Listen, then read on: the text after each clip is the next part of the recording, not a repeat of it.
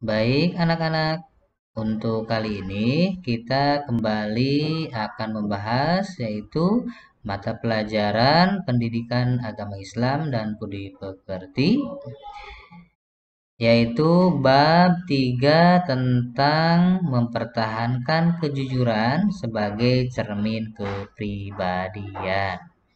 Nah, sebelum kita masuk ke materi, terlebih dahulu, mari kita sama-sama membaca lafaz al-basmalah. Bismillahirrohmanirrohim. Nah, baik anak-anak, kita langsung ke materi pembahasannya. Yang pertama yaitu memahami makna kejujuran. Dalam bahasa Arab, kata jujur semakna dengan asidku atau sidik yang berarti ialah benar, nyata atau berkata benar.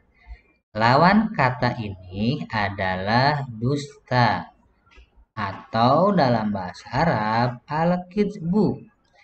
Secara istilah, jujur atau asidku bermakna kesesuaian.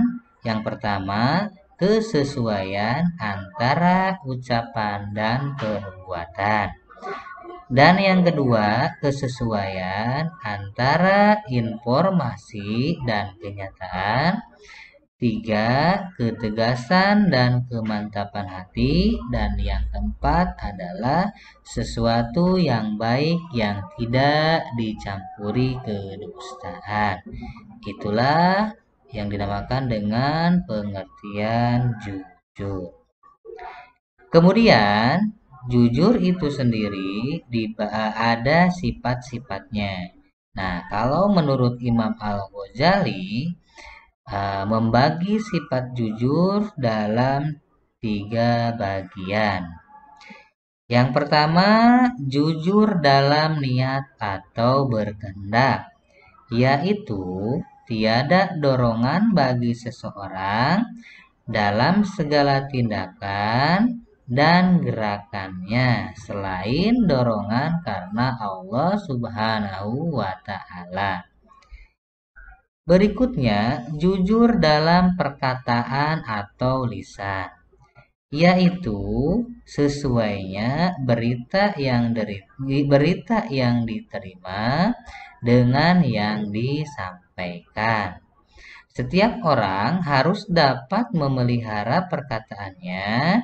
Ia tidak berkata kecuali dengan jujur. Barang siapa yang menjaga lidahnya dengan cara selalu menyampaikan berita yang sesuai dengan fakta yang sebenarnya, ia termasuk jenis jujur. Menepati janji juga termasuk jujur jenis ini tentunya. Kemudian, jujur dalam perbuatan amaliyah yaitu beramal dengan sesungguh-sungguhnya sehingga perbuatan zahirnya tidak menunjukkan sesuatu yang ada dalam batinnya dan menjadi tabiat bagi dirinya. Dengan kata lain, jujur adalah sikap yang tulus dalam melaksanakan sesuatu yang dimanfaatkan, yang diamanatkan maksudnya, baik berupa harta maupun tanggung jawab. Orang yang melaksanakan amanat disebut al-amin, yakni yang dipercaya, jujur, dan setia. Dinamakan demikian karena sesuatu yang diamanatkan kepadanya menjadi aman dan terjamin dari segala bentuk gangguan, baik yang datang dari dirinya sendiri maupun dari orang lain. Di antara faktor yang menyebabkan Nabi Muhammad SAW berhasil dalam membangun masyarakat Islam adalah karena sifat-sifat dan akhlaknya yang sangat terpuji. Salah satu sifatnya yang menonjol adalah kejujurannya sejak masa kecil sampai akhir hayatnya, sehingga ia mendapat gelar Al-Amin, yaitu orang yang dapat dipercaya atau jujur. Nah, berikut ini adalah ayat Al-Quran dan hadis yang menerangkan tentang kejujuran. Ya. Bismillahirrahmanirrahim. Bismillahirrahmanirrahim. Ya ayyuhalladzina amanu kunu qawwamina billahi syuhada'a bil qist wala yajrimannakum sana'anu qaumin ala alla ta'dilu i'dilu huwa aqrabu littaqwa wattaqullaha innallaha khabirim bima ta'lamun. Shadaqallahul adzim. Yang artinya, wahai orang-orang yang beriman, jadilah kamu sebagai penegak keadilan, karena Allah ketika menjadi saksi dengan adil. Dan janganlah kebencianmu terhadap sesuatu kaum mendorong kamu untuk berlaku tidak adil. Berlaku adillah, karena adil itu lebih dekat kepada takwa, dan bertakwalah kepada Allah. Sesungguh Allah Maha teliti terhadap apa yang kamu kerjakan. Itu adalah ayat Al-Quran yang berkaitan dengan perbuatan atau berlaku jujur. Kemudian hadis tentang perintah jujur.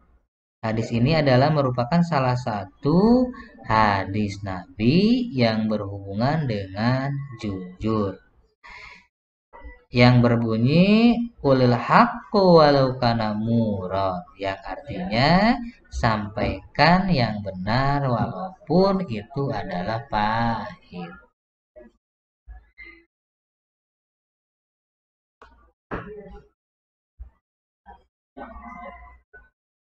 Selanjutnya, menerapkan perilaku mulia. Jujur adalah perilaku yang sangat mulia.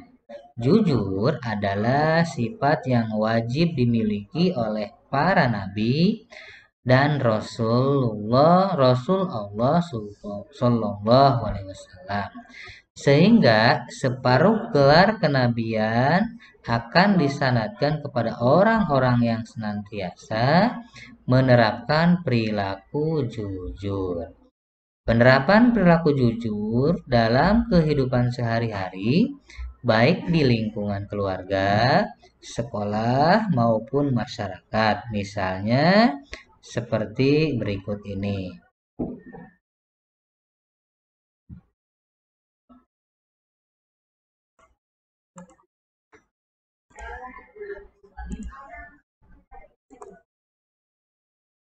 Menerapkan perilaku mulia. Jujur adalah perilaku yang sangat mulia. Jujur adalah sifat yang wajib dimiliki oleh para nabi dan Rasul Allah, sehingga separuh gelar kenabian akan disanadkan kepada orang-orang yang senantiasa menerapkan perilaku jujur. Penerapan perilaku jujur dalam kehidupan sehari-hari, baik di lingkungan keluarga, sekolah, maupun masyarakat, misalnya seperti berikut ini. Yang pertama, meminta izin atau berpamitan kepada orang tua ketika akan pergi kemanapun.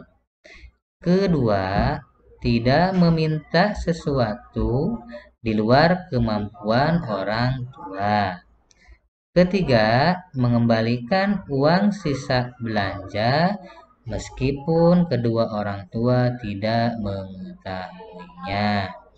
melaporkan prestasi hasil belajar kepada orang tua meskipun dengan nilai yang kurang memuaskan. Kelima, tidak memberi atau meminta jawaban kepada teman ketika sedang ulangan atau ujian sekolah.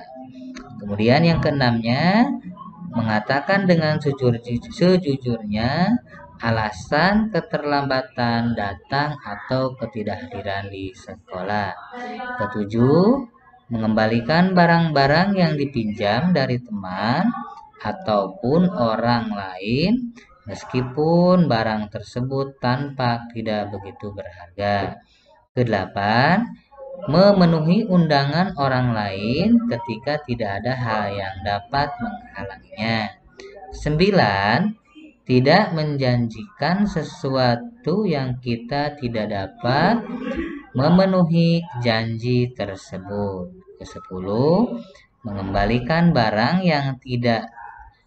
yang ditemukan kepada pemiliknya ataupun melalui pihak yang bertanggung jawab.